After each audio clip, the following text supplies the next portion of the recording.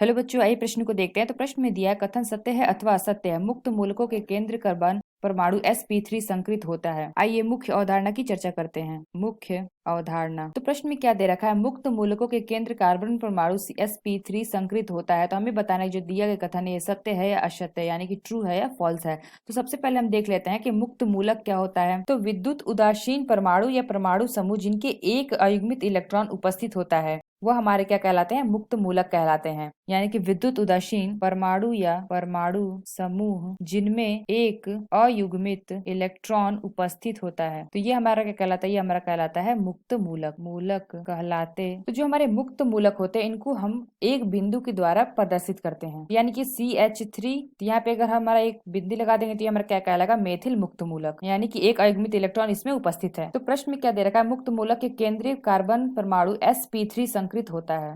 तो यानी कि अगर हम इसी का देखें तो यहाँ हम ले लेते हैं, तो ये हमारा कार्बन, या हाइड्रोजन, ये हाइड्रोजन और यहाँ पे ये हाइड्रोजन। तो यहाँ पे कितने हैं सिग्मा, तो ये हमारा हो जाता है 1 सिग्मा 2 सिग्मा। तो ये हमारा क्या हो जाएगा 3 सिग्मा प्लस, अगर हम लोन पेयर देखें तो यहाँ पे हमारा क्या होता है, एक यहाँ मुक्त मूलक है तो ये हमारा क्या हो जाएगा, लोन पेयर 0 हो जाएगा। अगर 2 होता तो हम लेते, तो हमारा लोन पेयर हो जाएगा 0, यानी लोन पेयर पे जो संकरण हमारा होगा sp2 संकरण होगा। और प्रश्न में क्या दे रखा है कि इसका संकरित कितना होता है, sp3 होता है। लेकिन हमने यहाँ पे देखा जो हमारे मुक्त मूलक होते हैं उनका संकरण कितना होता है, sp2 होता है। इसलिए हम कह सकते हैं जो दिया गया कथन है वो असत्य है, कथन असत्य है। तो आशा करते हैं आपको समझ में आया होगा। धन्यवाद।